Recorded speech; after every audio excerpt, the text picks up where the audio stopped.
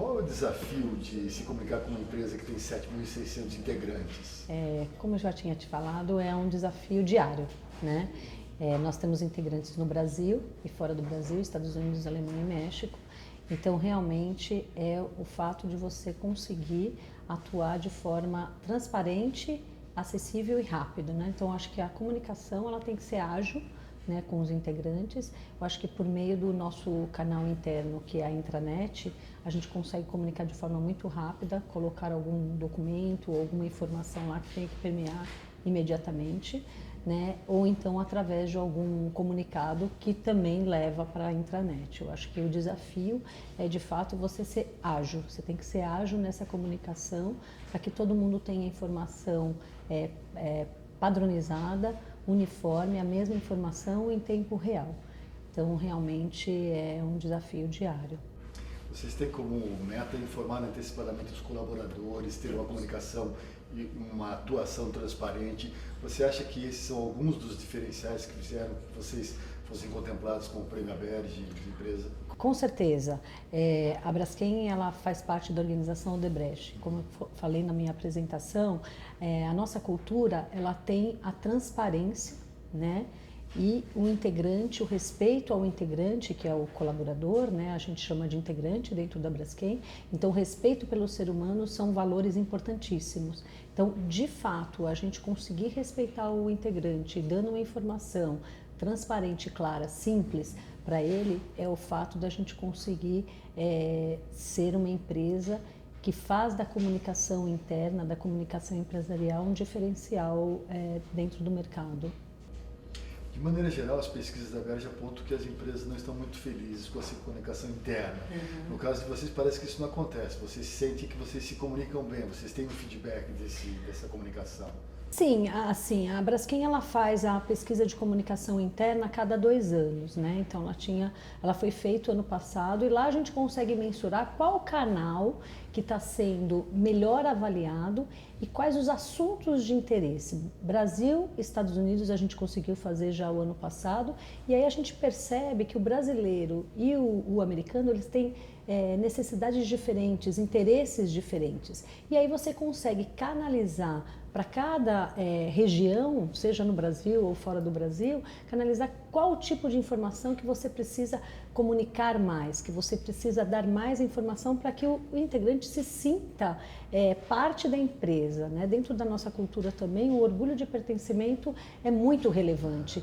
Então, a gente precisa munir o integrante da informação, tanto do negócio quanto da estratégia, quanto do que a empresa está fazendo diariamente para chegar no futuro, senão o integrante não consegue se enxergar parte da empresa. Então, realmente, de fato, a gente conseguir olhar regionalmente o que é necessário para a gente atuar de forma na comunicação interna. E a pesquisa nos ajuda, nos baliza. Tem que ter pesquisa, na minha opinião, para você conseguir balizar, né, a comunicação interna. Agora, é um desafio diário, de fato, porque em todos os momentos a gente tem uma informação diferenciada, né? Muitas informações, o integrante ele recebe informação tanto de fora quanto de dentro da Braskem, às vezes são muitas informações ao mesmo tempo, então eu acho que o papel da área de comunicação interna é ela olhar o que é prioritário, o que é muito relevante e de que forma que ela pode comunicar para ficar mais fácil para o integrante entender. Eu acho que aí você consegue ter um integrante mais satisfeito com a empresa, conseguindo entender qual é o seu papel dentro da empresa e para onde que a empresa está indo. Acredito que seja isso. Algumas empresas existe um certo conflito entre marketing e comunicação. Eles às vezes brigam por verba, existe até um ciúme de atuação. No caso de vocês, parece que é a coisa bastante integrada. E você que teve a experiência de trabalhar tanto com marketing como com comunicação, como você vê esse trabalho conjunto, vamos dizer, multidisciplinar?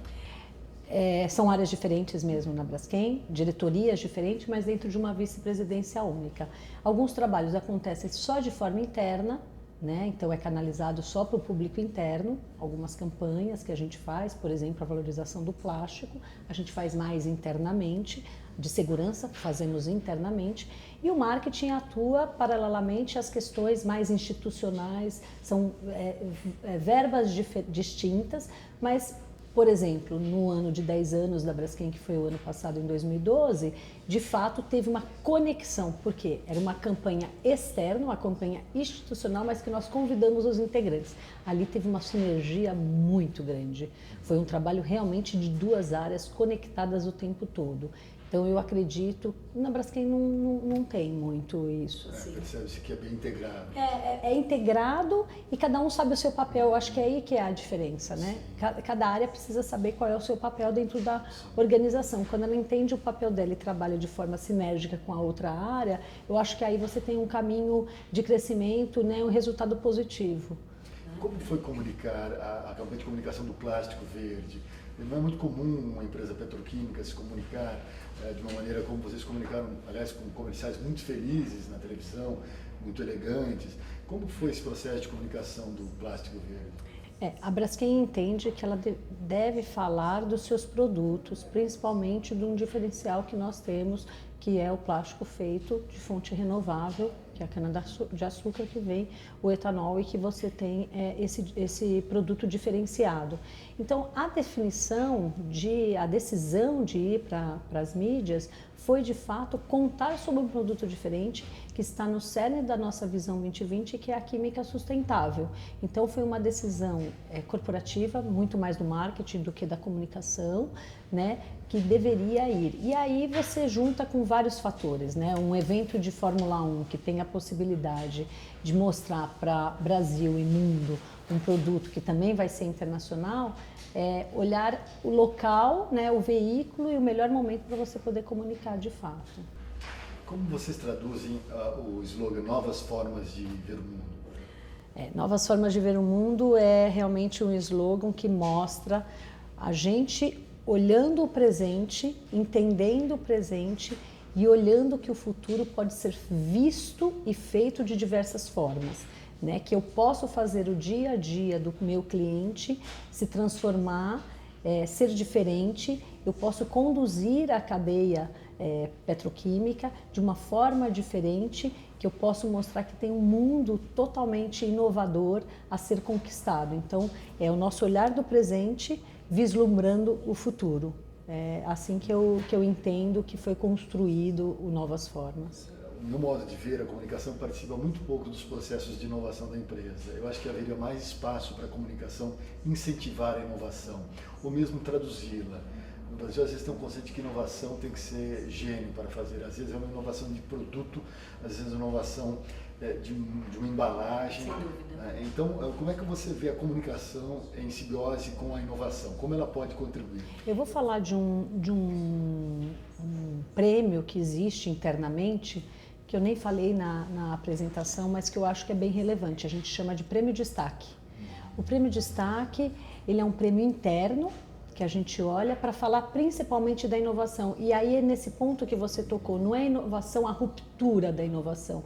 É a inovação que muitas vezes não está sendo vista na região Nordeste, mas que foi vista na região Sul, que às vezes é mudar uma válvula de um produto ou de uma unidade industrial, que isso você ganha em produtividade, em recursos, em vários outros itens, e que às vezes na Bahia eles não enxergaram, e que são equipes que trabalham no mesmo processo. Então, o Prêmio Destaque é a possibilidade de você inscrever algo que você está fazendo de diferente, que você acredita que seja o diferencial, ou para agregar valor ao cliente, ou para desenvolvimento sustentável, ou para produtividade, ou para diminuição de algum custo.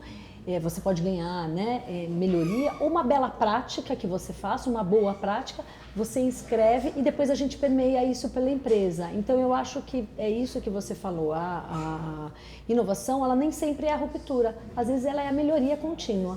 Né? A inovação ela vai crescendo, ela vai se transformando em algo muito inovador. A gente tem o Prêmio Destaque que é interno, a gente não coloca isso de forma externa, a gente trabalha muito internamente, mas que permeia para todos os integrantes. São bons resultados. São ótimos resultados, né? Já vai passar pela 7ª edição esse ano. Então é bem bacana. Uma empresa que tem 10 anos já faz 7 que a gente tem o Prêmio Destaque, eu acho que é bem interessante.